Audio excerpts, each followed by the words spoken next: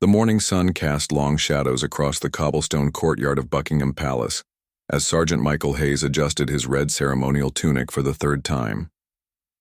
At 32 years old, he had served as a royal guard for 8 years, but the weight of responsibility never became lighter. Today felt different, though. There was an electric tension in the air that made the hair on his neck stand up. Hayes had noticed the man earlier that morning during the changing of the guard ceremony. Among the usual crowd of tourists snapping photos and children waving small British flags, this particular individual stood out. He was tall and lean, wearing a dark jacket despite the warm June weather. His eyes never left the guards, following their every movement with an intensity that made Hayes uncomfortable. The stranger had shoulder-length brown hair that partially covered his face, and he kept his hands buried deep in his jacket pockets. While other spectators chatted excitedly and moved around to get better views, this man remained perfectly still, like a predator watching its prey. Hayes made a mental note to keep an eye on him during his shift. As the ceremony concluded and tourists began to disperse, Hayes took his position at the palace gates. The ornate iron barriers separated him from the public, but they felt less secure than usual. His training had taught him to trust his instincts, and right now every fiber of his being was screaming that something was wrong. The mysterious man didn't leave with the crowds. Instead, he lingered near a lamppost about 50 yards away, pretending to read a newspaper. Hayes could feel those piercing eyes watching him through the paper's pages. Other guards had taken their positions around the palace perimeter, but Hayes felt isolated in his post, despite being surrounded by his colleagues. Minutes turned into an hour, then 2. The man remained at his post, occasionally shifting his position but never straying far from his vantage point. Hayes tried to focus on his duties, acknowledging the steady stream of tourists who approached for photos, but his attention kept drifting back to the stranger in the dark jacket. Just after noon, the man finally moved. He folded his newspaper carefully and began walking toward the palace gates with deliberate, measured steps. Hayes straightened his posture and placed his hand near his radio, ready to call for backup if necessary. The crowd of tourists around the gates had thinned considerably, leaving fewer witnesses to whatever was about to unfold. As the stranger approached, Hayes could see his face more clearly. The man's eyes were wild and unfocused, with dark circles, underneath suggesting he hadn't slept in days. His lips were moving silently, as if he were having a conversation with someone only he could see. Hayes realized with growing alarm that this wasn't just a curious tourist or even a potential pickpocket. This was someone who posed a real threat. The man stopped directly in front of Hayes, separated only by the ornate iron fence. For a moment, they stood staring at each other in complete silence. The stranger's breathing was rapid and shallow, and sweat beaded on his forehead despite the cool breeze. Hayes could smell the unmistakable odor of someone who hadn't bathed in several days. "Can I help you, sir?" Hayes asked in his most professional tone, though his muscles were tensed and ready for action. The man didn't respond immediately. Instead, he tilted his head slightly as if listening to a voice that Hayes couldn't hear. Then, without warning, the stranger's right hand emerged from his jacket pocket, gripping a 6-inch kitchen knife with a black handle. The blade caught, the sunlight sending a brief flash across Hayes's vision. Time seemed to slow as the man raised the weapon and lunged forward through the gap in the fence, his face contorted with rage and determination. The knife sliced through the air with deadly precision, aimed directly at Hayes's chest. Years of military training kicked in as the royal guard twisted his body to the left, feeling the blade whistle past his ribs by mere inches. The attacker's momentum carried him forward against the iron bars, and Hayes could hear the man's ragged breathing as he struggled to pull the knife back for another strike. "Armed attacker at the main gate," Hayes shouted into his radio while simultaneously grabbing for the man's wrist. The stranger was stronger than his lean frame suggested, and Hayes found himself in a desperate struggle to control the weapon. The knife blade gleamed menacingly as it swayed back and forth between them, each man fighting for control. Other tourists in the vicinity began screaming and running in all directions. A mother grabbed her young daughter and sprinted toward the nearest building, while an elderly man with a walking stick moved as quickly as his legs would carry him away from the chaos. The peaceful morning had erupted into pandemonium in a matter of seconds. The attacker's eyes were completely wild now, rolling back and forth as if he were seeing things that weren't there. "They told me to do it," he screamed, spittle flying from his lips. "The voices said you're all part of the conspiracy." His grip on the knife handle was slippery with sweat, but his determination seemed to give him supernatural strength.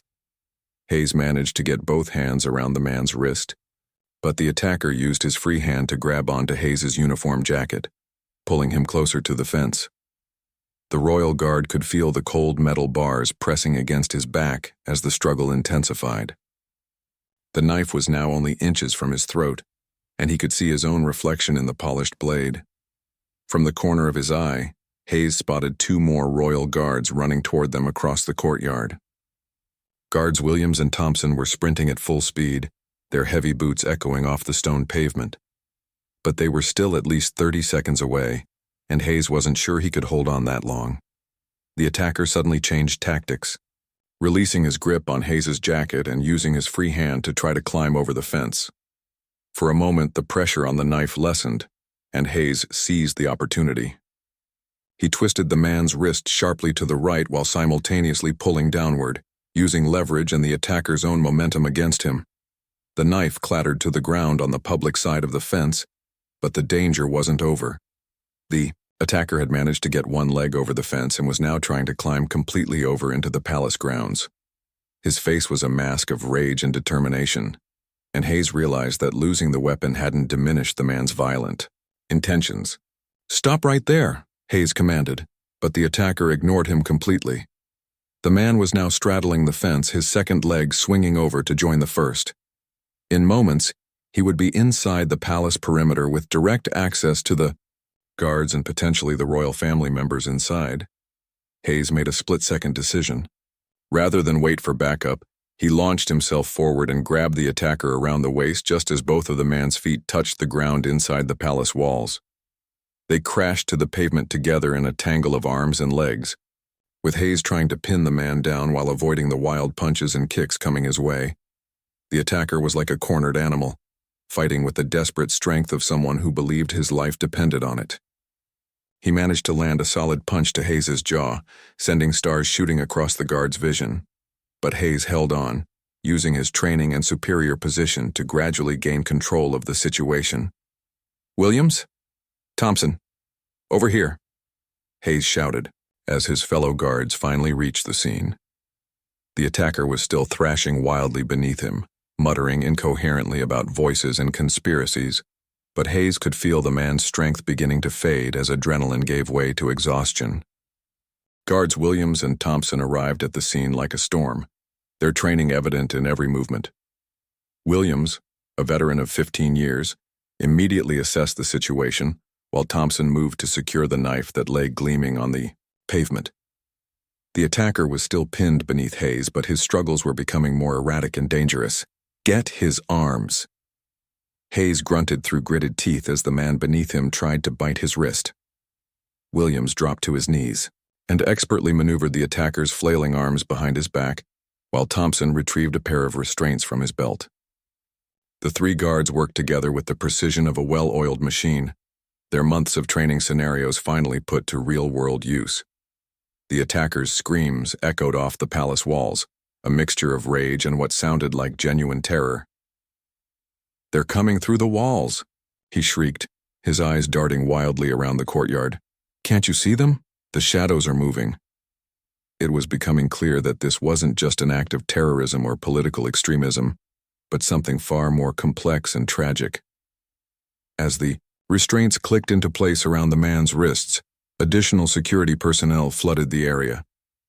Palace Security Chief Margaret Ross arrived first, her practiced eyes taking in every detail of the scene. She was followed by armed response officers, medics, and plainclothes detectives who immediately began photographing the scene and collecting evidence. "Status report, Hayes," Chief Ross commanded while keeping a safe distance from the now secured attacker. Hayes struggled to catch his breath as he climbed to his feet, his uniform torn and his face bearing the marks of the struggle. A thin line of blood trickled from his lip where the attacker's punch had connected. Unknown male, approximately 30 years old, Attacked with a kitchen knife around 12:15, Hayes reported, his voice steady despite the adrenaline still coursing through his system, showed signs of mental disturbance, kept talking about voices and conspiracies. He managed to breach the perimeter briefly, but was contained before reaching any sensitive areas. The attacker had grown quieter now, his energy spent from the violent struggle. He lay on his side, still muttering under his breath, but his words were barely audible. One of the medics knelt beside him, checking his pulse and looking into his eyes with a small flashlight.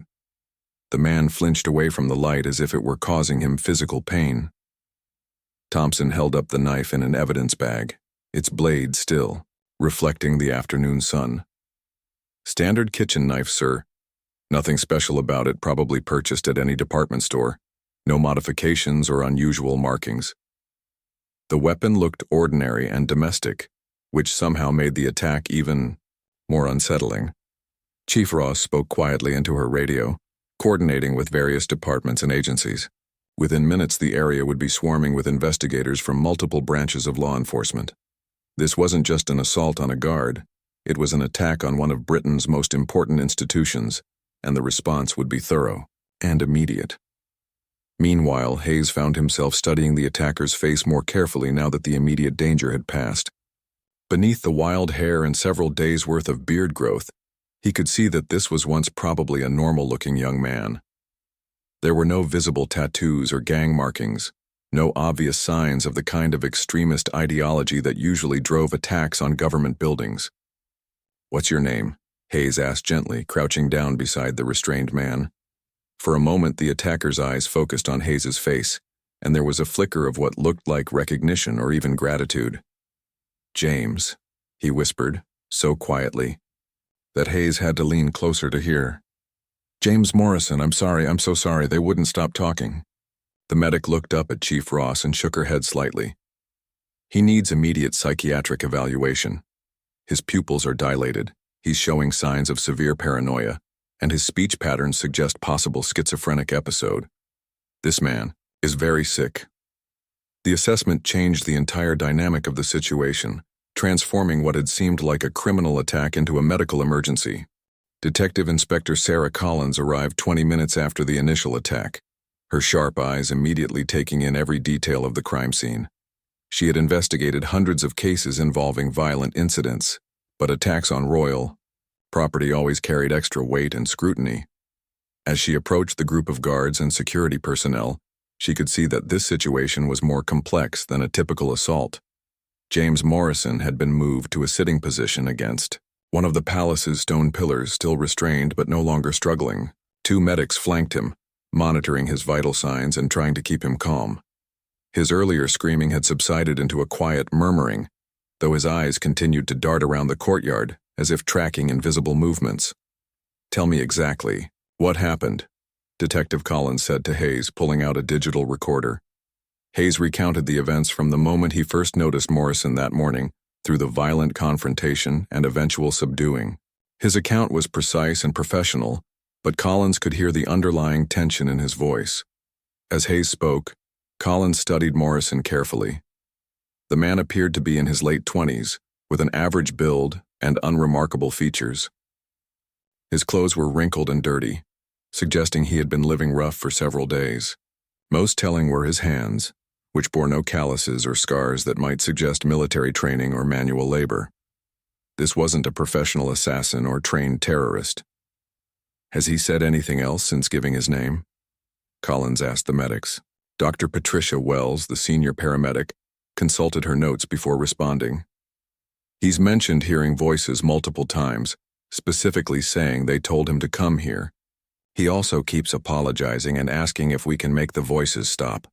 Classic symptoms of acute psychotic episode." Collins knelt down beside Morrison, speaking in the gentle tone she had learned to use with mentally ill suspects. "James, can you tell me why you came to the palace today?" Morrison's head snapped toward her voice, his eyes wide with a mixture of fear and hope. "You can hear me? The real me?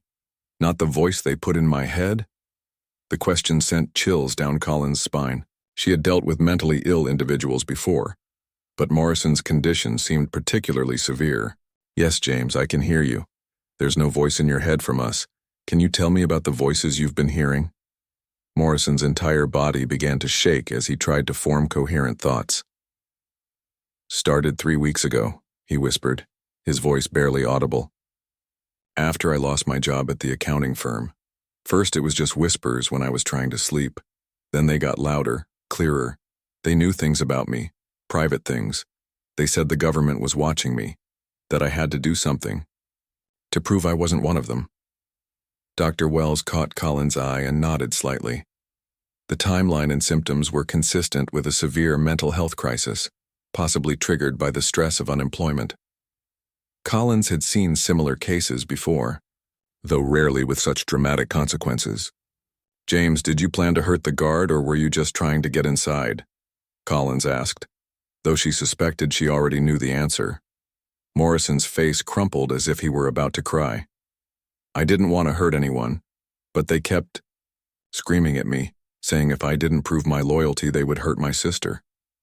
I don't even have a sister, but they made me believe I did. The revelation painted a heartbreaking picture of a man whose grip on reality had completely dissolved. Collins looked around at the assembled security team and guards, realizing that they had just witnessed not a terrorist attack, but the tragic culmination of untreated mental illness. Hayes, who had been listening to the conversation, felt his anger toward Morrison beginning to transform into something closer to pity. The man who had tried to stab him wasn't a monster or a political extremist, but a sick individual who had been failed by the system, meant to help people like him. We need to get him to a secure medical facility immediately, Dr. Wells announced, standing up and brushing dust from her knees. He's a danger to himself and others in his current state, but with proper treatment and medication, his prognosis could be quite good. Collins nodded and began making arrangements for Morrison's transport to a psychiatric facility that could handle high-security cases.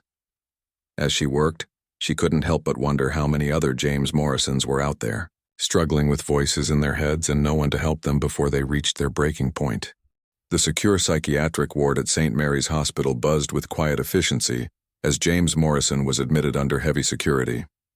Dr. Elizabeth Hartwell, the hospital's chief psychiatrist, had been briefed on the case during her drive-in from her lunch break. Attacks on royal guards were rare enough that they demanded immediate attention from the most experienced staff. Morrison sat in the intake room, still restrained but now wearing hospital scrubs instead of his dirty street clothes. The voices that had tormented him for weeks seemed quieter now, perhaps subdued by the change in environment, or simply exhausted from the morning's dramatic events. Dr. Hartwell entered the room accompanied by 2 security guards, her manner calm and professional. "Hello, James, I'm Dr. Hartwell and I'm here to help you," she said, taking a seat across from him at a safe distance. Morrison looked up at her with eyes that seemed clearer than they had been hours earlier. "Are you real?" he asked quietly, a question that broke Hartwell's heart with its simple desperation. "Yes, I'm real and so are you. You're in a hospital now, where we're going to work together to make the voices stop," she replied. Over the next hour, Hartwell conducted a thorough psychiatric evaluation, documenting Morrison's symptoms and piecing together the timeline of his mental health crisis. The picture that emerged was tragically common, yet uniquely devastating. James Morrison had been a successful junior accountant until 3 weeks prior, when a company restructuring had eliminated his position. The sudden loss of routine, income, and identity had triggered what appeared to be his first psychotic episode. With no family history of mental illness and no previous symptoms, the onset had been swift and severe. He shows classic signs of acute schizophreniform disorder, Dr. Hartwell explained to Detective Collins during a phone call later that evening. The auditory hallucinations, paranoid delusions, and command voices are all consistent with a severe psychiatric break. The good news is that with proper medication and therapy, many patients with first episode psychosis can achieve significant recovery. Meanwhile, back at Buckingham Palace, the investigation into the security breach was well underway. Hayes had been cleared for duty after a medical examination revealed only minor bruises and cuts from the struggle. Chief Ross was conducting a thorough review of security protocols, though preliminary findings suggested that the guards had performed exactly as trained. The system worked, Ross explained to her superiors during an evening briefing. Hayes identified a potential threat, remained alert throughout his shift, and when the attack occurred, he and his colleagues responded with appropriate force and professionalism. The attacker was neutralized quickly with minimal harm to all parties involved. However, the incident had raised uncomfortable questions about how someone experiencing such severe mental illness had been able to approach the palace grounds without intervention. Morrison had been living on the streets for at least a week, sleeping in parks and abandoned buildings while his condition deteriorated. Multiple people had encountered him during that time, but no one had recognized the signs of his psychological crisis or attempted to get him help. Social services were now scrambling to trace Morrison's recent activities and identify the missed opportunities for intervention. His former employer confirmed that his behavior had become erratic in the weeks before his termination, but they had attributed it to work stress rather than mental illness. His landlord revealed that Morrison had stopped paying rent and responding to calls 2 weeks earlier, but had simply assumed he had moved out. Dr. Hartwell began Morrison on a carefully monitored course of antipsychotic medication, explaining to him that the voices he had been hearing were symptoms of an illness, not real communications from government agents. The relief on Morrison's face when she told him this was profound and immediate. For the first time in weeks, he allowed himself to believe that the torment might end. "I hurt someone, didn't I?" Morrison asked during his second day in the hospital, his memory of recent events becoming clearer as the medication began to take effect. Dr. Hartwell nodded gently. "You tried to, James, but the guard you were struggling with is fine. He understands that you were sick and not in control of your actions." This wasn't entirely true yet, but Dr. Hartwell hoped it would be. She had spoken with Detective Collins about the possibility of Hayes visiting Morrison once his condition stabilized, believing that meeting face-to-face under controlled circumstances might provide closure for both men. The detective had agreed to raise the possibility with Hayes, though she cautioned that victim-offender mediation in cases involving mental illness required careful consideration. 3 weeks after the attack, Sergeant Michael Hayes walked through the corridors of St. Mary's Hospital with a mixture of apprehension and curiosity. Dr. Hartwell had contacted him through Detective Collins, explaining that James Morrison had made remarkable progress and was asking to meet with the guard he had attacked. Hayes had agreed, though he wasn't entirely sure why. Morrison looked completely different from the wild-eyed man who had lunged at him with a knife. Clean-shaven and wearing neat hospital clothes, he appeared younger and more fragile than Hayes remembered. His eyes, which had been filled with rage and confusion during the attack, now showed clarity mixed with deep remorse. "I'm sorry," were the first words Morrison spoke when Hayes entered the visiting room. "I know that's not enough, but I needed you to know that I remember what I did and I'm truly, deeply sorry." His voice was steady but quiet, and Hayes could see that the apology was costing him considerable effort. Hayes took a seat across from Morrison, studying the man who had nearly changed both their lives forever. "Dr. Hartwell explained your condition," Hayes said carefully. "I understand that you weren't in control of your actions that day." Morrison nodded but didn't use the explanation as an excuse. "Being sick doesn't make what I did okay. You were just doing your job, protecting people, and I turned you into a target because of voices in my head." The conversation continued for nearly an hour, with Dr. Hartwell occasionally offering guidance when the discussion became too intense for Morrison. Hayes found himself genuinely moved by Morrison's remorse and his obvious commitment to recovery. The man across from him bore no resemblance to the dangerous individual he had wrestled to the ground outside Buckingham Palace. "What will happen to you now?" Hayes asked as their meeting drew to a close. Morrison's face showed a mixture of hope and uncertainty. "I'll stay here for at least another month while they adjust my medication and work on my coping strategies. After that, I'll probably move to a supervised living facility while I get back on my feet. Dr. Hartwell thinks I might be able to return to work eventually, though probably not in accounting." Detective Collins had already informed Hayes that Morrison would not face serious criminal charges. Given his mental state during the attack and his lack of criminal history, prosecutors were willing to accept a plea that would result in mandatory psychiatric treatment rather than prison time.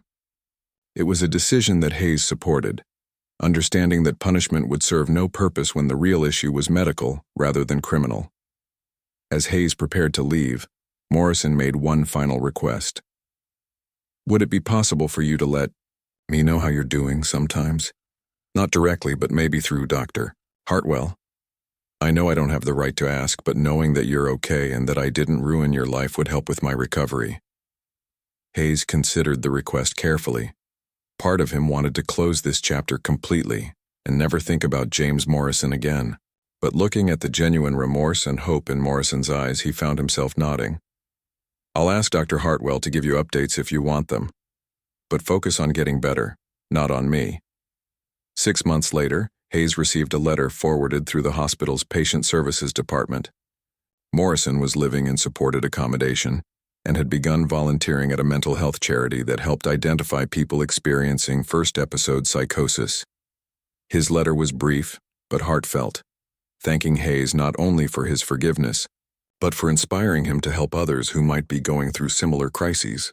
The incident had changed both men in unexpected ways. Hayes had become an advocate within the Royal Guard Service for better training in recognizing mental health emergencies, helping develop protocols that treated such situations as medical crises rather than purely security threats. Morrison had found purpose in his recovery by dedicating himself to preventing others from experiencing the same breakdown he had endured. The kitchen knife that had nearly caused tragedy now sat in an evidence locker, tagged and forgotten. But the human story it had catalyzed continued to unfold, proving that even in moments of violence and fear, there remained possibilities for understanding, forgiveness, and hope.